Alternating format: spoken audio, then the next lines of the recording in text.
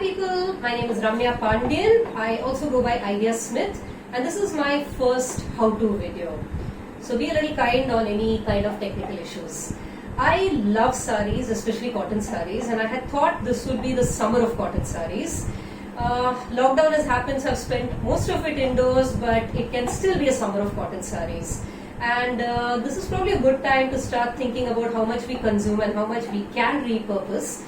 So I thought this would be a nice time to share with you what I've done with saris and some other more accessible ways to use a sari. So if you're someone who is scared of sari wearing but you don't mind skirts, then this one is for you. I'm going to do this with this cotton sari. It's a Bengal cotton sari, and this part, which is the pallu in the traditional drape, has this stripy layer like print on it, and the rest of it, which goes in the lower half, is plain white with a little greyish blue pattern on it, almost invisible.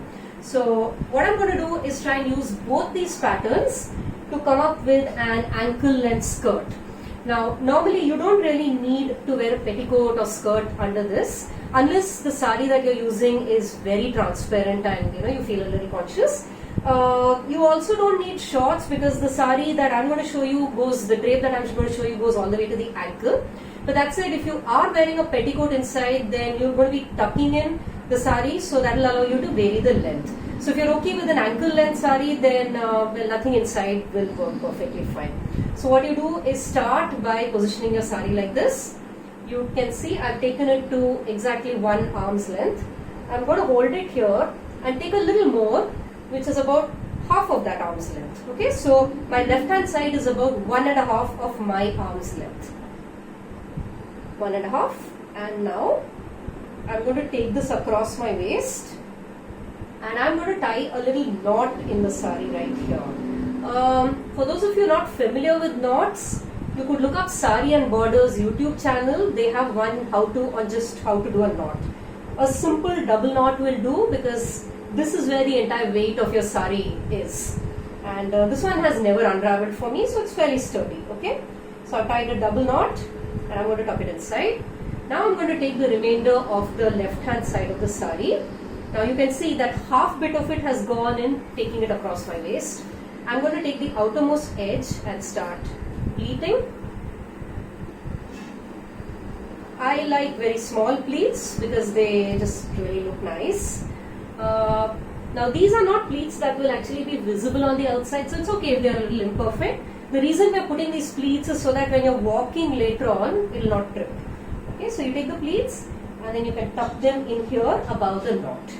Okay, so and these can be as high as you want to or as imperfect because they are, like I said, not going to be visible. Now remember the right hand side, that really long end, I'm going to take that across now and bring it around me. Now this bit of it is very similar to how traditional sari nivi drapes are done, except at this bit I'm going to take just about this much, which is about half my arm span, and I'm going to tuck it into the knot over here. And the remaining bit I'm going to bring it back in front here on my left. Then I'm going to just take this no pleats and tuck this across the front. Now this is the base of what the front of the skirt is going to look like. Okay, I want that to be the plain white background. And now I'm going to take this on my left. There's a little bit here. I'm going to start creating pleats on my side. Okay, now these are pleats that will look really nice because there's a contrast with what the rest of the sari looks like versus this white, and they'll also give me a lot of room on the side to maneuver.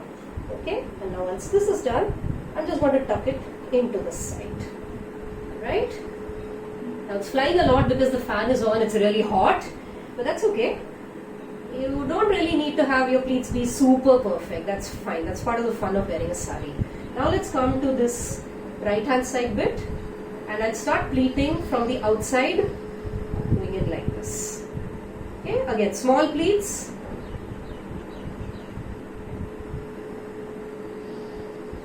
And now this is done. Now remember, the outermost pleat has to go inside, it has to face inside, and I'm going to tuck it in like this. Okay, So now what happens is, I've got most of the sari in a skirt in the front. This is not a wraparound style, so you won't see any open ends where, if it's flapping, my leg will show, nothing of that sort.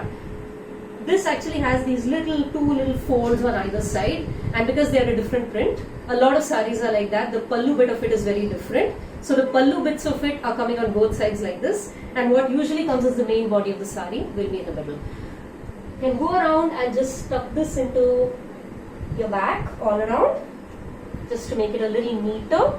Now you can see this little blob over here, don't worry about it. As you get practice with this, and when you're draping without a fan running, your pleats will sit flatter.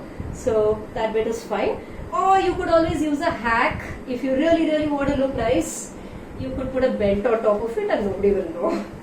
Okay, so here's a belt that's going right on top. This is an OB belt.